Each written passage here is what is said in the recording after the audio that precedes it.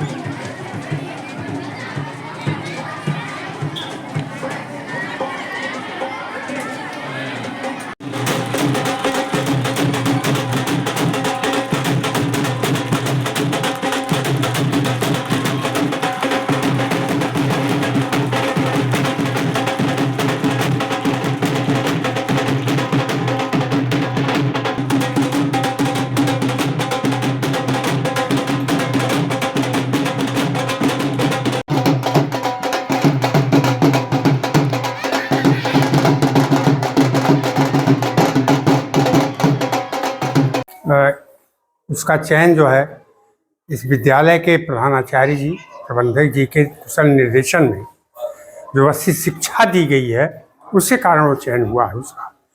वो खुद परिश्रम किए हैं, बच्चों से भी परिश्रम करवाए हैं, रात दिन एक करके ये लोग शिक्षा देते हैं। भारत की प्राचीन परंपरा रही है कि टाट पट्टी पर ही बैठकर अच्छे अच्छे विद्वान पैदा हुए हैं, तो बहुत अच्छी व्यवस्था, ऐसी कमरा और स्मार्ट क्लास करके बच्चे को नहीं पढ़ाया जा सकता जब तक उसको उसकी नैतिक शिक्षा न दी जाए, उसकी बेसिक शिक्षा न दी जाए। तो इस विद्यालय में टाट पर ही बैठ करके बेसिक शिक्षा दी जाती है, उससे बच्चे अच्छे नंबर पा करके भारतवर्ष के तमाम संस्थाओं में अपना प्रवेश लेते हैं। क्या नाम है? रामरूप चौरसिया।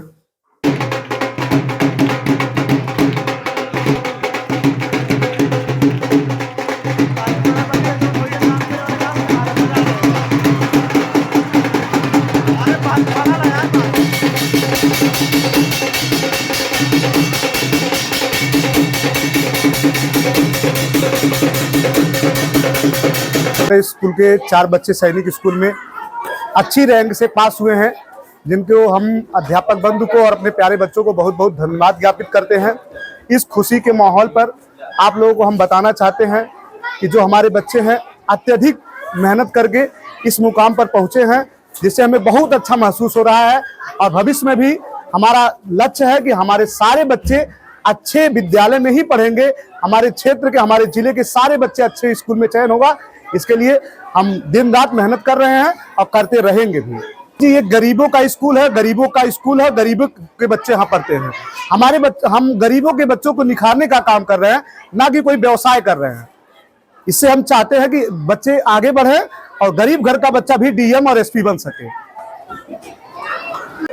मैं विद्यालय के बारे में यह कहना चाहता हूँ कि यह विद्यालय ग्रामीण क्षेत्र में, ग्रामीण अंचल में स्थापित है।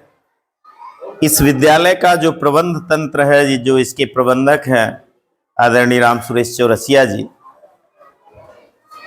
इनको मैं जानता हूँ, मैं इनके बारे में पहले से जानता हूँ। मैं इनके विचारधारा को जब समझ लिया कि विद्यालय किस लिए खोला जाता है, विद्यालय क्यों खोला गया है। इनके विद्यालय में इनका उद्देश्य मेन है कि गरीब बच्चों का या संसाधन के अभाव में जो बच्चे पढ़ाई करना चाहते हैं, उनके लिए यह विद्यालय तो वरदान है। और यहाँ पढ़ कर के बच्चा जो फाउंडेशन तैयार कर लेगा वो निश्चित तौर से देश के किसी भी संस्थान में पढ़ने लायक हो जाएगा। ये मेरा अपना देखा हुआ विषय है। कारण कैसे क्या है, मैं देखा कैसे हूँ, सुरेश जी का विद्यालय का रिजल्ट नवोदय विद्यालय पिछले विगत वर्षों से मैं कई साल से देख रहा हूँ, जिसमें लगातार किसी साल 28 बच्चों का चयन, किसी साल 26 बच्चों का चयन ऐसे होता रहा है। पढ़ाई कैसी होती है? पढ़ाई निश्चित तौर से मैं इनके विद्यालय पर विजिट किया तो यहाँ का जो स्टाफ है वो बहुत मेहनती स्टाफ है और यहाँ के प्रधानाचार्य बलवीर चौरसिया जी हैं जो जिनका नेतृत्व बहुत अच्छा है। बच्चों को पढ़ाते हैं, बच्चों को कैसे कवर करते हैं वो तरीका इनका बहुत सुंदर है, बहुत अच्छा है, जिसको मैं देखा। इससे प्रभावित होकर के मैं अपना बच्चा स्वयं इनको दे दिया, बलवीर जी को, सुरेश जी को, कि मुझे ऑल इंडिया सैनिक स्कूल में बच्चे को भेजना है, एडमिशन कराना है, आप जरा इसको गाइड करिए, बच्चे को अपने निर्देशन में परीक्षा कराइए जिससे मेरा बच्चा चयन हो जाए। तो अनर्गल फोकस है, वो उनके यहाँ डेकोरम मेंटेन केवल किया जाता है और जितना मेंटेनेंस उनके डेकोरम मेंटेन, बॉटल मेंटेन और टिफिन मेंटेन और गाड़ी मेंटेन, ड्रेस मेंटेन में करते हैं, अगर उनके बच्चों को पढ़ने में उतना गाइडेंस करते या लगन देते तो निश्चित तौर से उनका भी रिजल्ट बहुत अच्छा होता। देश कोई भी विद्यालय मैं नहीं देख रहा हूँ कि जहाँ से उच्च संस्थान में बच्चों का चयन हुआ हो और जहाँ इनके यहाँ बच्चा मात्र 2 से 3 हजार साल में 2 से 3 हजार रुपये में साल भर में पढ़ लेता है बच्चा, वही किसी इंग्लिश मीडियम के नाम पर लाखों रुपया साल में खर्च हो जाते हैं, लेकिन बच्चे को न हिंदी आती है न अंग्रेजी आती है, वो दोनों से भटक जाता है। इसलिए मैं उसमें जो है बहुत विश्वास नहीं करता हूँ। व्यक्ति को बच्चा मेहनत टाट पर बैठकर ही करे, साधन के अभाव में ही करे, लेकिन अपने सिलेबस को पूर्ण रूप से पढ़कर तैयार करे, वो उसके अध्यापक की जिम्मेदारी है। आज का प्रोग्राम आज ही रात को ऑल इंडिया सैनिक स्कूल का जो प्रवेश परीक्षा है उसका रिजल्ट आया है, जिसमें कक्षा 6 में एडमिशन होता है। तो हमारे बच्चे जिस तरह से नवोदय, विद्या ज्ञान, CHS जैसे अटल आवासीय विद्यालय जैसे परीक्षाओं में पास करते हैं, आज हमारे बच्चे 5 बच्चे ही केवल फॉर्म अप्लाई किए थे, उसमें 4 बच्चों ने सफलता हासिल की है।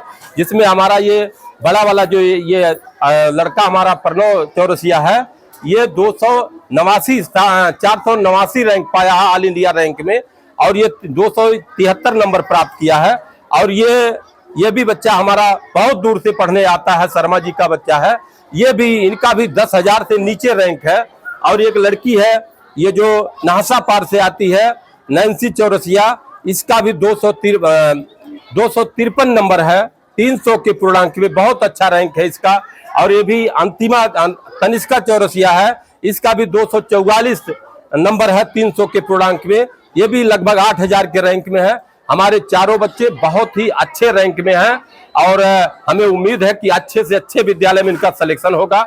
इस तरह से जिस तरह से हमारे नवोदय में अब तक 76 बच्चे हुए हैं, इन साल का भी रिजल्ट का हम लोग इंतजार कर रहे हैं। आजकल में अटल आवासीय विद्यालय का भी रिजल्ट आने वाला है, उसमें भी हम ऐतिहासिक रूप से अपनी सफलता हासिल करेंगे।